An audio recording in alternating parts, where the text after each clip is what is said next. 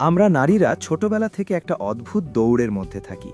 আমাদের শেখানো হয় আমাদের হতে হবে নমনীয়, আমাদের হতে হবে সবার মন জুগিয়ে চলা মানুষ। ছোটবেলায় ভালো মেয়ে, বিয়ের পর ভালো স্ত্রী, আর তারপর ভালো মা। এই ভালো হওয়ার দৌড়ে আমরা কখন যে নিজেদের হারিয়ে ফেলি তা আমরা নিজেরাও টের পাই না। আপনি হয়তো সারা দিন সবার খেয়াল রাখছেন, সবার সব আবদান মেটাচ্ছেন, কিন্তু দিন শেষে যখন আয়নার সামনে দাঁড়ান তখন কি ওপাশের মানুষটাকে খুব ক্লান্ত আর অচেনা লাগে না? মনে হয় না সবাই তো আমাকে ব্যবহার করে চলে গেল, কিন্তু আমার কথা কে ভাবল? যদি এই অনুভূতিটা আপনার হয়ে থাকে তবে আমি বলবো আপনি একা নন। আমাদের সমাজের হাজারো নারী প্রতিদিন এই একই দীর্ঘশ্বাস ফেলেন। কিন্তু আপনি কি জানেন এই ভিড়ের মধ্যেই এমন কিছু নারী আছেন যারা এই নিয়মের বাইরে? তাদের দিকে তাকালে চোখ ফেরানো যায় না। তারা খুব বেশি সাজগোজ করেন না, খুব জোরে কথা বলেন না, অথচ তারা ঘরে ঢুকলে সবাই সম্ভ্রম করে। তাদের কেউ অবহেলা করার সাহস পায় না। পুরুষরা তাদের সম্মান করে এবং নারীরা তাদের হিংসে করে। কি আছে তাদের মাঝে? কোনো জাদুকরী শক্তি? একদমই না। তাদের কাছে আছে এমন 7টি গোপন মনস্তাত্ত্বিক চাবিকাঠি বা সাইকোলজিক্যাল কি, যা তাদের সাধারণ থেকে অসাধারণ করে তোলে। তারা জানেন জীবনটা অন্যের স্ক্রিপ্টে অভিনয় করার জন্য নয়, নিজের গল্প নিজে লেখার জন্য। আজকের ভিডিওতে আমরা সেই 7টি গোপন রহস্যের গভীরে যাব। আমরা ওপর কথা বলবো না। আমরা জানব কিভাবে একজন সাধারণ নারী থেকে আপনি হয়ে উঠতে পারেন একজন প্রজ্ঞাবান বা ওয়াইজ ওম্যান। যে রহস্যগুলো আজ আমি শেয়ার করব তা হয়তো আপনি আগে কোথাও শোনেননি, কারণ এগুলো কেউ শেখায় না। এগুলো জীবন থেকে কুড়িয়ে নেওয়া মুক্ত। তাই পৃথিবীর সব কাজ সরিয়ে রাখুন, দরজাটা বন্ধ করুন, নিজের জন্য এক কাপ চা নিন, আর আগামী কিছুক্ষণ শুধু নিজের জন্য সময় দিন। কারণ এই ভিডিওটি দেখার পর আপনি আর আগের মতো থাকবেন না। আপনার চিন্তার জগৎ বদলে যাবে, কথা দিচ্ছি। প্রথমেই যে বিষয়টি নিয়ে কথা বলতে চাই তা হলো আবেগ। আমাদের সমাজ নারীদের গায়ে একটা তকমা লাগিয়ে দিয়েছে। মেয়েরা খুব ইমোশনাল, ওরা কথায় কথায় কাঁদে। কিন্তু একজন বুদ্ধিমান নারী জানেন আবেগ তার দুর্বলতা নয়, বরং তার শক্তি, যদি সেটাকে নিয়ন্ত্রণ করা যায়। ধরুন কেউ আপনাকে খুব বাজে একটা কথা বলল। হতে পারে সেটা আপনার চেহারা নিয়ে, আপনার রান্না নিয়ে বা আপনার অতীত নিয়ে। সাধারণ একজন নারী কি করবেন? তিনি হয়তো রেগে গিয়ে পাল্টা উত্তর দেবেন, অথবা অপমানে কেঁদে ফেলবেন। তিনি তার পুরো দিনের শান্তি নষ্ট করবেন ওই একটা কথার জন্য। কিন্তু একজন স্মার্ট আর বুদ্ধিমান নারী কি করেন? তিনি প্রথমেই কোনো প্রতিক্রিয়া দেখান না। তিনি একটা পজ নেন। তিনি ভাবেন, এই মানুষটা যা বলছে তা কি সত্য, নাকি সে নিজের হতাশা আমার উপর ঝাড়ছে? দেখুন, মনোবিজ্ঞান বলে মানুষ যখন আপনাকে আঘাত দিয়ে কথা বলে তখন সে আসলে চায় আপনি রেগে যান। আপনি যখনই রেগে গিয়ে উত্তর দেন তখনই আপনি তার হাতে নিজের নিয়ন্ত্রণ তুলে দিলেন। সে চাইল আপনি রাগুন, আপনি রেগে গেলেন, মানে আপনি তার ইশারায় নাচলেন। একজন শক্তিশালী নারী তার আবেগের রিমোট কন্ট্রোল কখনো অন্যের হাতে দেন না। তার রাগ হয়, তারও কষ্ট হয়, কিন্তু তিনি সেটা প্রকাশ করার জায়গা এবং সময় নিজে ঠিক করেন। তিনি জানেন নীরবতা বা সাইলেন্স অনেক সময় চিৎকার করে কথা বলার চেয়েও বেশি শক্তিশালী। কেউ আপনাকে অপমান করার পর আপনি যদি শান্ত চোখে তার দিকে তাকিয়ে মুচকি হাসেন এবং চুপ থাকেন, বিশ্বাস করুন এটা তাকে যে পরিমাণ অস্বস্তিতে ফেলবে, হাজারটা গালি দিলেও তা হতো না। তাই আজ থেকে একটা অভ্যাস করুন, যখনই খুব রাগ হবে বা খুব কষ্ট হবে, সাথে সাথে কোনো সিদ্ধান্ত নেবেন না, কোনো কথা বলবেন না। নিজেকে বলুন, আমি এখন শান্ত থাকব, আমি 24 ঘন্টা পর এটার উত্তর দেব। এই সময়টুকু আপনাকে যে প্রজ্ঞা দেবে তা অমূল্য।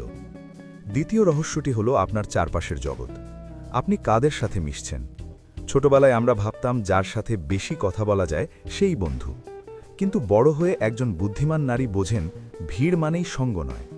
আপনি হয়তো ইউটিউবে অনেক ভিডিও দেখেছেন যে 5টি গুণ থাকলে পুরুষরা আপনাকে সম্মান করবে বা মানুষ আপনাকে গুরুত্ব দেবে এই বিষয়ে। কিন্তু জানেন কি, এর মূল ভিত্তি হলো আপনি নিজেকে কাদের সাথে জড়াচ্ছেন। একজন বুদ্ধিমান নারী তার জীবনের সবাইকে এন্ট্রি দেন না। তার মনের দরজা সবার জন্য খোলা থাকে না। ভাবুন তো, আপনার এমন কোনো বন্ধু বা আত্মীয় আছে কি যার সাথে কথা বলার পর আপনার নিজেকে ছোট মনে হয়, বা মনে হয় আপনি যথেষ্ট নন, বা যারা সারাক্ষণ শুধু অন্যের সমালোচনা করে? একজন প্রজ্ঞাবান নারী এদের জীবন থেকে খুব সন্তর্পণে সরিয়ে দেন। তিনি জানেন বিষাক্ত মানুষের সাথে থাকার চেয়ে একা থাকা 1000 গুণ ভালো। তিনি মানুষকে যাচাই করেন। তিনি দেখেন বিপদের সময় কে পাশে ছিল, কারা তার স্বপ্নকে সম্মান করে, কারা তার গোপন কথা গোপন রাখে। যারা এই পরীক্ষায় পাশ করে না তাদের তিনি নিজের ইনার সার্কেল বা একান্ত ব্যক্তিগত বৃত্তে জায়গা দেন না। তিনি ঝগড়া করেন না, তিনি নাটক করেন না, তিনি শুধু দূরত্ব বাড়িয়ে দেন। তিনি জানেন তার মানসিক শান্তি এবং এনার্জি খুব দামি, এটা যে কাউকে দেওয়া যাবে না। মনে রাখবেন, আপনি সেই 5 জন মানুষের গড় যাদের সাথে আপনি দিনের বেশিরভাগ সময় কাটান।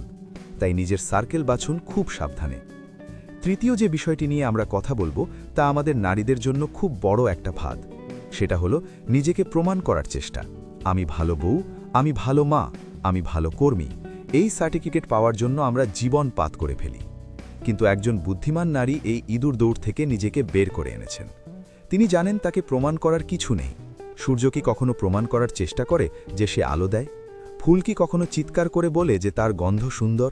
না, তাদের অস্তিত্বই তাদের প্রমাণ। যাকে বোঝানোর সে আপনার চোখের দিকে তাকিয়েই বুঝবে আপনি কতটা সত্য, আর যাকে বোঝানোর নয় তাকে আপনি নিজের কলিজা কেটে দেখালেও সে বিশ্বাস করবে না। তাই অযথা সাফাই গাইবেন না। কেউ আপনাকে ভুল বুঝলে তাকে ভুল বুঝতে দিন, ওটা তার সমস্যা, আপনার নয়। যখন আপনি নিজেকে প্রমাণ করার চেষ্টা বন্ধ করে দেবেন, তখন আপনি এক অদ্ভুত মুক্তি অনুভব করবেন। আপনি নিজের জন্য বাঁচতে শুরু করবেন, লোকের হাততালির জন্য নয়। আপনার আত্মবিশ্বাস তখন ভেতর থেকে আসবে, বাইরের কারো প্রশংসা থেকে নয়।